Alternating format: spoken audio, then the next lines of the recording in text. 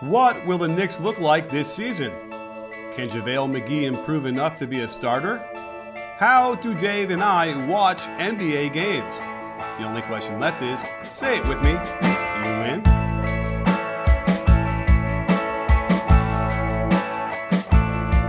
Hey sports fans, Coach Nick here, and welcome to the B-Ball Breakdown Podcast, and simulcasting on Periscope as well. I'm joined as always by Dave Dufour, NBA. Dave, and I thought, we're going to do a little legally late Friday. changed my name. Yeah, I think that's your name, right? Yeah, legally added NBA to my name. I mean, Right. Your middle name will now be Dufour, and your last name is NBA. That is correct. Mr. NBA. Dr. NBA, perhaps, as you're working on that. So yes. Well, we have a little weird Friday afternoon podcast. We would normally release this on a Friday morning for the commute, but hey, it's the summer. Things are moving slowly.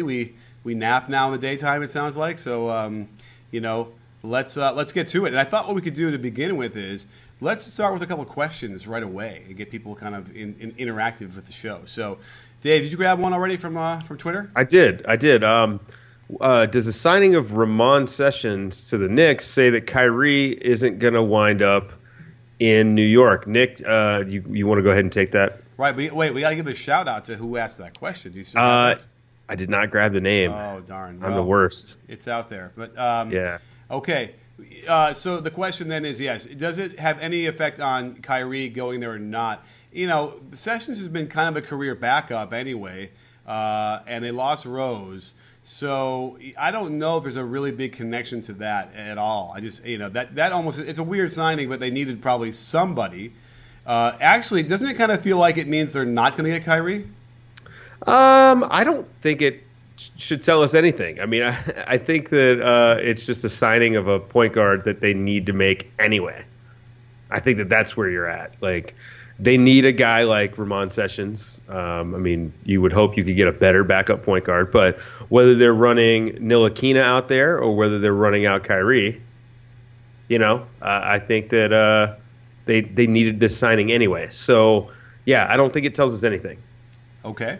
Well, I have a question I found on Twitter because it's weird, and maybe you can help me understand it. From Jefferson1X asks, or he says, the Ginobili versus D. Rose question, please. Make sure you get my Twitter handle. Okay, which I did. So what does that mean? What's the Ginobili versus D. Rose question? Would the Cavs rather have Manu Ginobili or Derrick Rose? Oh, okay. I was unaware that Manu was even a possibility of even going to the Cavs. Is that a possibility? No. Okay. There's not a possibility. It's a weird question. Yes. How did you get it? Okay. Because Rose went to the Cavs already. That's why you think it's the Cavs. Right. All right. I don't know. Yeah. Sorry, I don't Jefferson. know. We're kind of confused by your question. It's a weird question. I think that if all things being equal, you have both guys 1 year at cheap money. I think Rose can play more. Manu, like during the regular season, Manu's not going to give you 25 minutes a night, and Derrick Rose, in theory, is. So yeah, it's a weird question, but I think that the Cavs did well to sign Derrick Rose. I think it was a good signing. Oh, okay. Well, we could talk about that for a second. Yeah, I mean, like, think about it, man. Like, it'll be the most space he's ever operated in, ever, and he can still get to the hoop. We saw that last year. He's not a good spot-up shooter, but he can get to the basket. And I think that, even when LeBron James is out there, this is going to be more shooting than he's ever played with. So I think this is a good thing. And at $2.1 million, it is a tremendous value. He's worth more than that. They got him for dirt cheap. And I think, on a 1 year deal, no risk. Yeah, I think it was a good signing. Right. Well, I mean, remember, that this is probably meaning that Kyrie is gone, right? Is that like Rose is going to start? I hope not. I mean, if you're Cleveland, you have to hope not. You have to hope that you're going to get a guy like Bledsoe or something like that. But I think what Rose does is it makes it so that if you do lose Kyrie and you don't get Bledsoe back, you could get a caretaker type point guard. You get someone who's, middle of the pack, and then upgrade on the wing, and you're still not losing too much production out of the point guard spot. Okay, it's a fascinating, chain of events going on here with Cleveland because, of all the teams that did well or did not do well or didn't do anything in the offseason, like the Cavs really have done nothing. I guess the Rose signing is something, but they have a turmoil on their hands, and it's the team that's arguably the best team of all time that did the best moves of all, on the offseason. Right?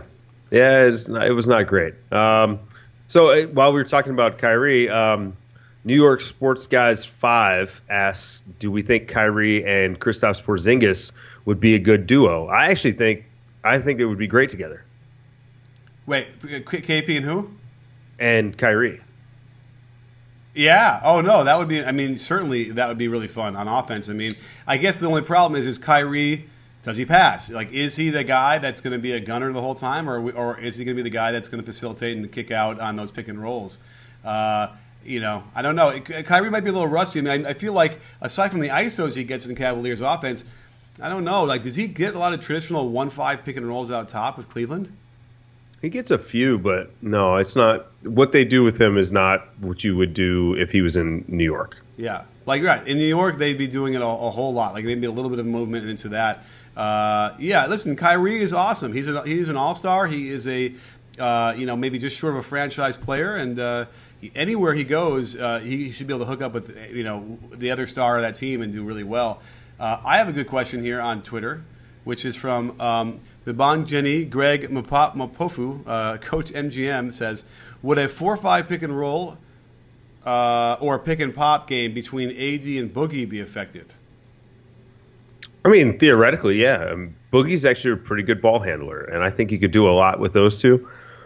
I think yes is the answer. I like weird stuff, right? And certainly the guy, whoever's guarding Boogie, if he's the ball handler, would probably not really be used to getting screened by the ball. You have a guy switching off of AD onto Boogie who's probably somewhat big, which I suppose helps to some degree. Maybe someone slower that Boogie can kind of try and attack, maybe. But so I don't know. It's an interesting thing, right? I could think about that. You could switch that and maybe not lose too much, right? Because you're going to have. Yeah, I'm not sure. I think in theory it's good because you got two good offensive players, but we'll have to see it. Yeah, part of me almost feels like they'd be better playing in opposition. So, like, if on either sides of the floor and then balancing that out, that's a little bit of a traditionalist in me. So I might be, getting tied to my roots too much. So, but certainly very intriguing, and I think we're going to see it a little bit. But I don't know. I feel like we hear about some fun stuff like that in the offseason or when they get traded, and then all of a sudden the games go and it's just they don't do it. So we'll have to see. They'll both be posting up. Yeah. Okay, so we've got a couple of Kings questions. Slick Top Shot 26 asks, how will De'Aaron Fox fit in the Kings lineup? I'm assuming he's going to be coming off the bench because they signed George Hill. I think that De'Aaron Fox is a good player who could fit with any young athletic team. Do you agree with that, Nick? De'Aaron Fox? De'Aaron Fox. Yeah. Love him. I think he's going to be really good. And Sporty Matt asks if we think the Kings will make the playoffs this year, and that is a hard no. Definitely not. Yeah. Okay. There's too many teams all bunched up in that. The weird thing about that is it's really hard to kind of call the Western Conference with any kind of order because that like 5th through 8th or 5th through 10th is really tough. It's all bunched up, right? Yeah, it's gonna be tricky, but I think that the Kings are down lower, than they're like in the bottom 3 rather than fighting for the 8th seed. Yeah. Yeah, I was doing my whole thing. I'm looking at it, and I wrote a lot of lists of where I thought like most of the teams were going to be of the top 8 in the Western Conference, and I forgot to put the Timberwolves in there. Yeah, look, you and I talked about this a little bit. I think one of the 3 between Houston, OKC, and Minnesota isn't going to perform the way that we expect, and I think Minnesota is the most likely to underperform. Wait, I'm sorry. Between OKC, Minnesota, who's the third team? And Houston. And Houston. Oh, really? Interesting. Okay. Yeah, I think Minnesota is the least likely to perform up to expectations. What about Utah? Well, Utah is going to drop off without Hayward, and I like Donovan Mitchell a lot, but I don't know if he's going to be ready to kind of step into those shoes. So they're definitely going to have a drop off. They also don't forget Boris Diaw is not there anymore, and he played huge minutes for them. So yes, That is true. Well, Boris Diaw's not there. Gordon Hayward is not there. Yeah, so I'm a little bit concerned. I feel like it's a pretty big disruption for them. So it might not go as smoothly as they hope, even if I hope that Rodney Hood will assume the mantle and really do well. I mean, I know Trey Lyles is gone too. That didn't really do much. Interesting story there because it felt very promising with him 2 years ago, and could not build on that for whatever reason. So. Yeah, I don't think anyone's gonna be able to tell you with a straight face what the Western Conference is going to look like aside from the top 2 or 3. It's too hard. I don't think anyone can figure it out yet. Yeah, I mean, even the Spurs. There's an argument to be made that they got worse, especially for the playoffs, right? Because losing Jonathan Simmons is a big deal, and they stayed big, and the rest of the league is, just more flexible than they are. So, right. Will it be an Alec Burks coming out party finally? Do we get to see like his full potential as Neff? Is he going to be healthy? Asks? What? Is he going to be healthy? Right. So that's always been the problem with him. I mean, I think Rodney Hood is going to be in the running for most improved. I think he's got a good shot at scoring like 25 points a game. I mean, they're going to be running a lot of stuff for him. But I didn't know you were on Rodney Hood Island with me. Yeah, it's not an island though. I think a lot of people are with Rodney Hood. I think Rodney Hood might have been he was the best guy at Duke when he was there with Okafor. Let's put it that way. He'd have been a better number 3 pick. Okay, I mean I don't know. I just feel like I feel so lonely out there in my Rodney Hood mama tweet. Oh, I love Rodney Hood, man. That's my guy. Okay, well, yeah, I think he makes it so that you don't miss Hayward as much. That's obviously the goal or the point or the hope, I suppose, certainly for the Jazz fans. So we'll have to wait and see. So I have a good question here from Twitter from Ryan Hicks asks, is there anyone in free agency you're surprised hasn't been signed? Ian Clark, maybe. I will throw a little bit of a plug. I just did a JaVale McGee video that was written as if he hadn't signed yet, and it was confused why he hadn't signed. Of course, literally as I hit the upload button, he re-signs with the Warriors. But so Ian Clark was his suggestion for like a free agent we're surprised hasn't signed. Yeah, he's probably the top of the list as far as you'd be surprised he hadn't gotten his $8 or $9 million, right? Well, now that we've seen what the market is, I'm not shocked that he's not gotten $8 or $9 million. But if you told me this in the middle of the season, I definitely would have thought it was weird. Yeah, Ian Clark's probably the most surprising because of his age and the type of player he is. I think that's kind of surprising. It's funny because I actually yesterday on my podcast predicted that JaVale was going to re-sign with the Warriors too. So that's really funny. Huh. Well, I wish you would have. I guess I needed to listen to that one. I would have heard. I would at least kept my eye open. See? I was so busy editing, I didn't even think to look, and then bam. But you know what? Hey, it actually still works. And it was kind of a cool video because we talk about like what he would need to do from a fundamental standpoint to improve, and it's just a question of, I think that like fundamentals to him must represent some really like horrible experience he doesn't want to deal with. Maybe he had a coach that like was so horrible to him early on or something. So it requires somebody that can communicate in a very specific way to him and get him motivated to want to do some footwork drills, some posture, some core, all that kind of stuff. If he did that, man, he'd unlock a lot of stuff that he'd be a starter in a second. Yeah, although absolutely. He's got asthma. Apparently he's got asthma, I guess I forgot about that. But even if he has asthma, he should still be able to cobble together 20 minutes a game instead of less than 10. Yeah. Okay, so Dr. Drizzy Drew asks, are Sabonis and Oladipo part of Indiana's long-term plan with Miles Turner? I hope so. I mean, they did trade Paul George for him, and Oladipo's locked into a 4-year deal at $21 million a year. So, yeah. Yeah, I agree. That makes sense to me. I have a really good one. You ready for this one? Yes. Ping asks, should the Cavs trade Kyrie to the Lakers for Ingram just to piss Kyrie off? Oh, just to piss Kyrie off next year when LeBron signs there. Or I was going to say just to piss LeBron off when he wants to sign there and Kyrie's already there. You know what? All right. So while I don't think that's a serious question, I will say it opens up another conversation. And there's a lot of people that have theorized that Paul George wasn't traded to the Cavs or to the Celtics because the Pacers didn't want to trade him to someone in division. That's horseshit. These teams don't operate like this. They want to get the best package that they can for these guys. I mean, so like just anytime you think something like that or anytime you hear something like that, go ahead and discount it because it's just not true. Like, what's the difference between playing a guy 2 times a year, which is every team, or 4 times a year? It's not. Who cares? Who cares? Well, isn't there some idea about like they're going to meet in the playoffs and now you made them better? Okay, now for trading Kyrie to Boston, that makes sense because you would be improving Boston. That makes sense because you do have to worry about that. Yeah. But with Indiana's not going to be a competitor for a while. They know this. They're not stupid people there. You know, like they have smart guys there. They don't care. They wanted to get the best package they could, and they just so happened to have a guy who, you know, when you're a team like Indiana, it's a small market. They brought back Mr. Indiana, Victor Oladipo. And so that's a big marketing thing for them. That's a guy that they can take to their season ticket holders and they can say, hey, look, you know what? He's a decent young player, but he's Mr. Indiana. And now we can build around him and Miles Turner. And Sabonis is not a bad player either. So, just get that conversation out of there. Fair enough. I mean, it all makes sense to me. I mean, I feel like it's been a very strange offseason as it is, because we've seen some of these deals that just don't make a lot of sense either way, even if it wasn't the notion of like not helping a team or not.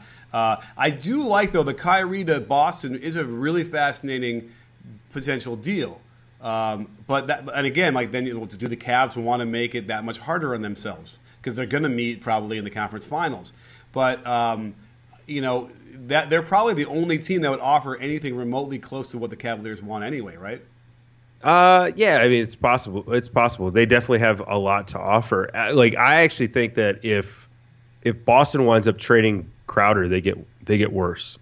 I think Jay Crowder, like, I understand that I'm alone on Crowder Island. Like, I mean, I think he's my favorite player. I thought about this the other day because someone asked me, and I was like, it might be Jay Crowder. I love everything he does.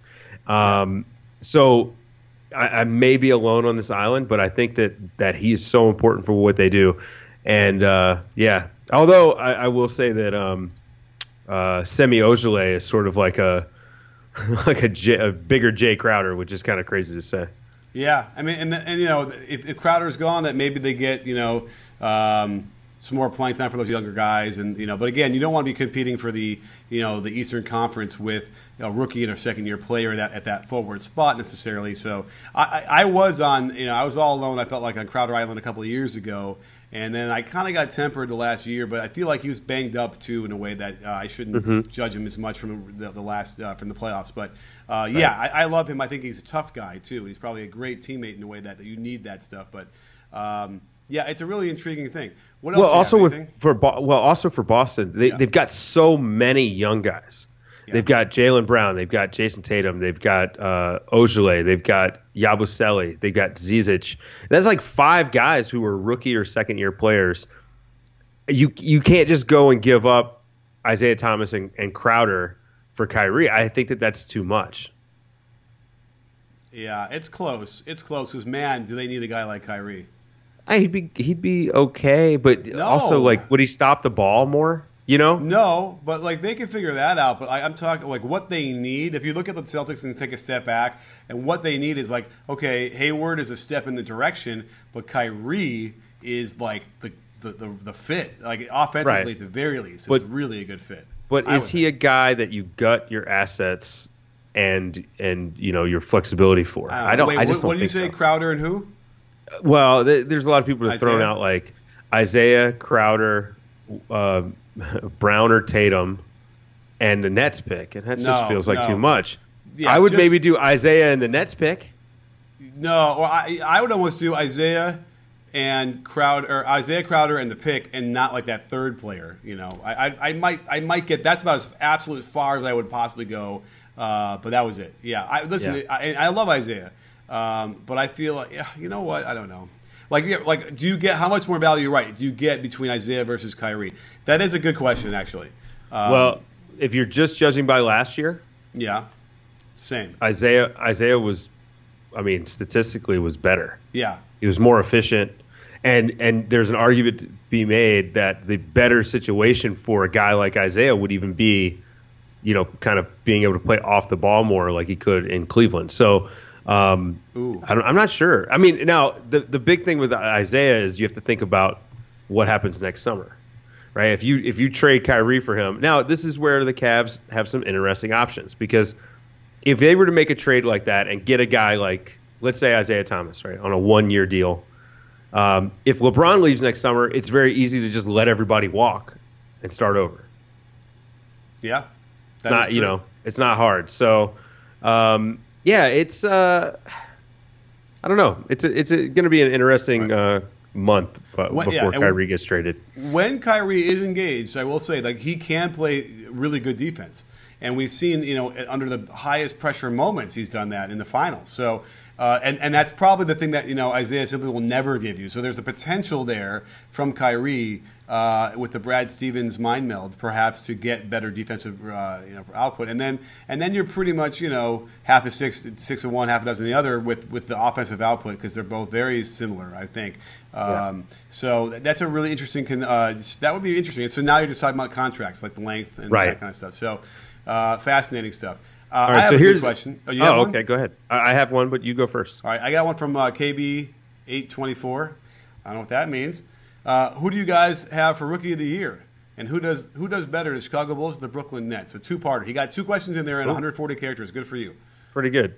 I'll start with the Nets one. I think the Nets wind up being better than the Bulls. And Rookie of the Year, I'm sticking with my pick.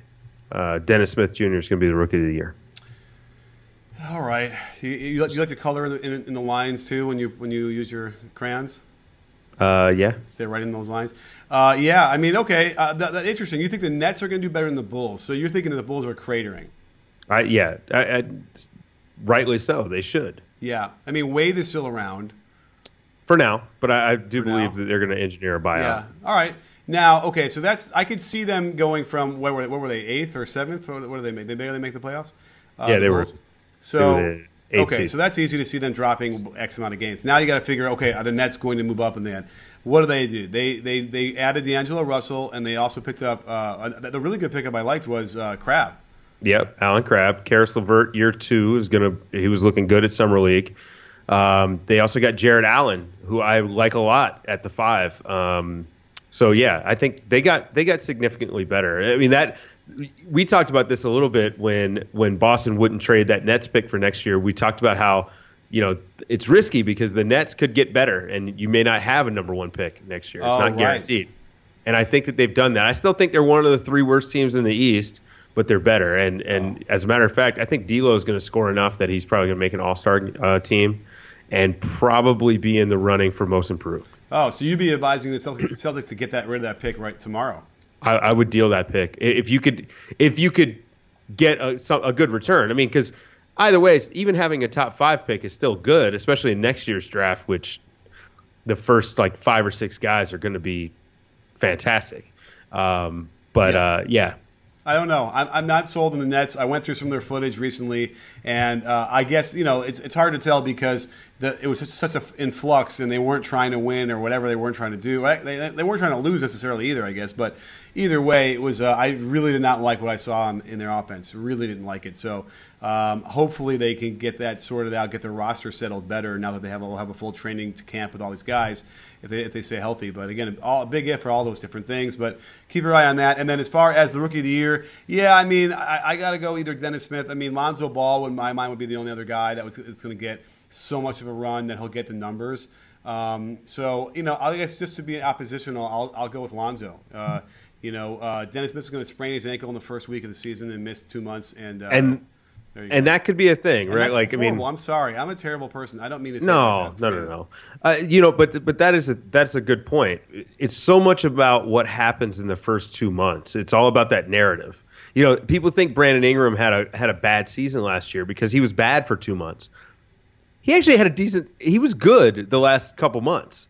I mean, he was not like an all-star level player, but he was pretty good. But people don't know that because, the average fan really only pays attention to the first 2 months, and then the analysts kind of just harp on what they saw for the first 2 months. Not everybody's watching all the games like us, Nick. Oh boy, do we already have that talk? Wait, what talk? Oh no. Oh, maybe not. Never mind. Just the notion of the probably what I would deem the sheer impossibility of watching every game. Oh yeah, no. See, I'll tell you for the people listening and watching on Periscope. Here's my process.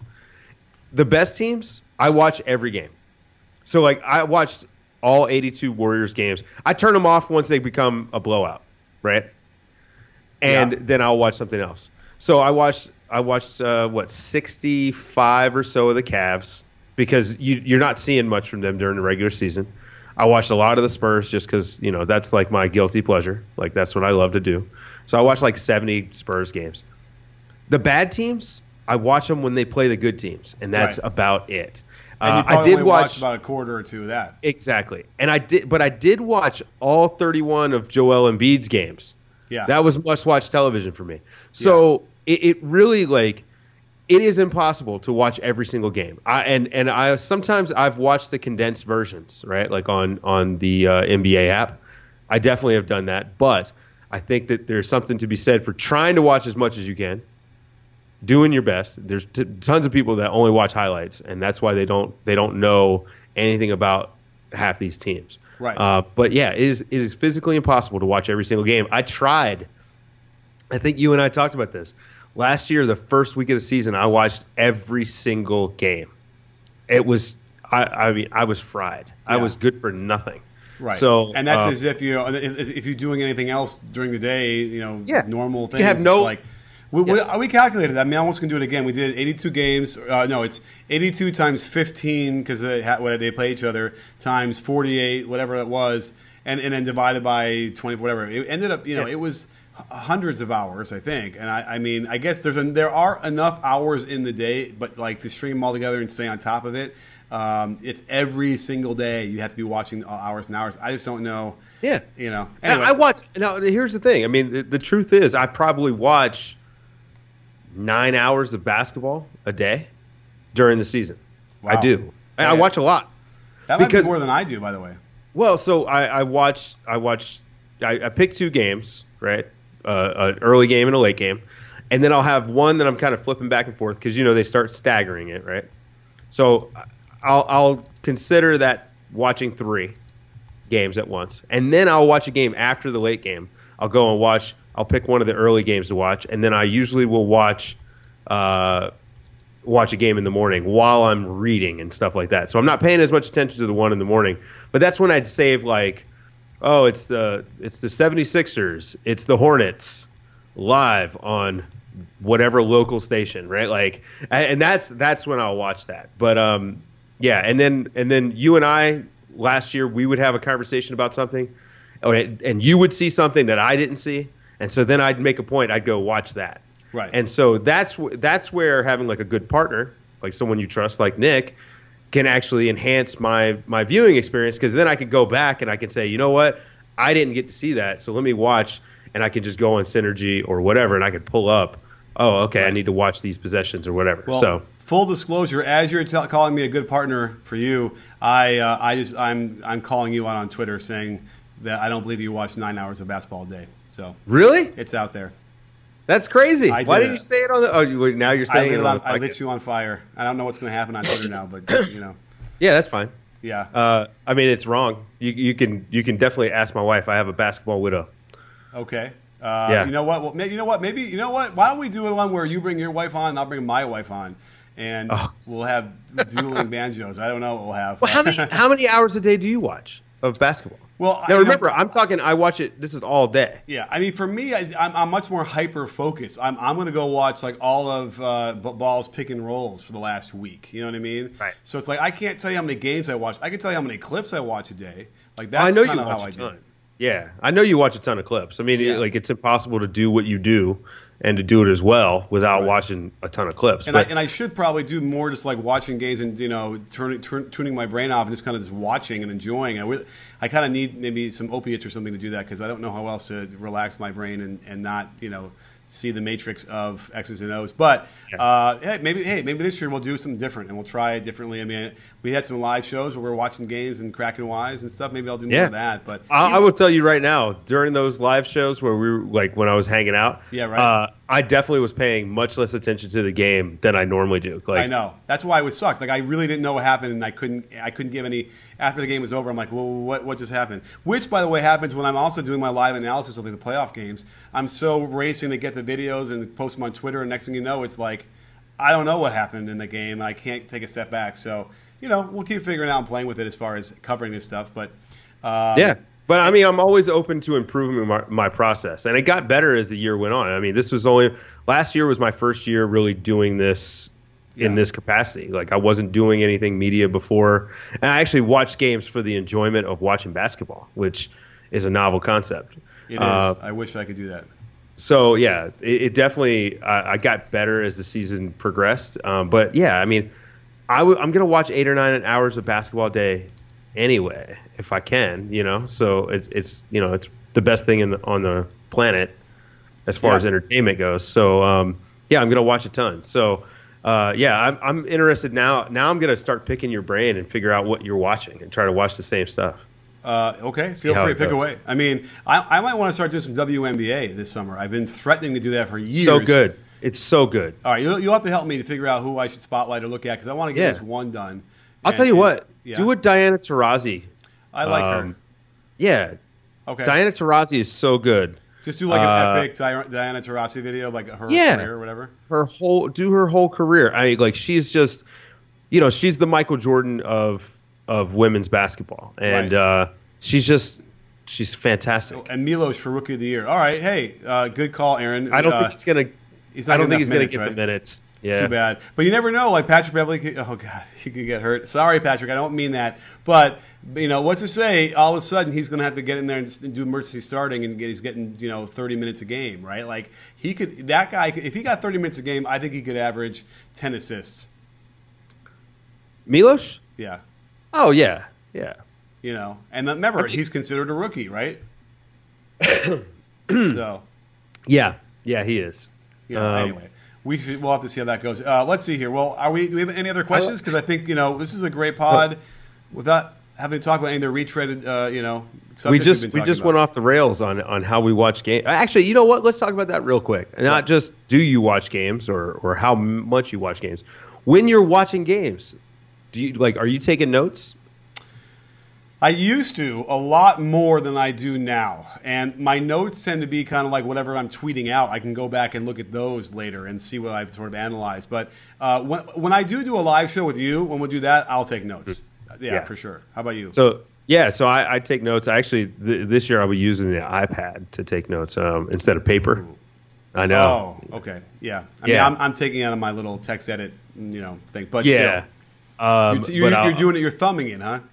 Yeah. I'll be writing. With look at that. Yeah, that's right. And so, because I'm trying to incorporate my iPad Pro into my workflow a little bit more. And for the audio people, Dave held up a stylus that goes with the iPad. Yeah, Apple Pencil. Apple Pencil. Yeah, right. Which we gotta get them to sponsor us.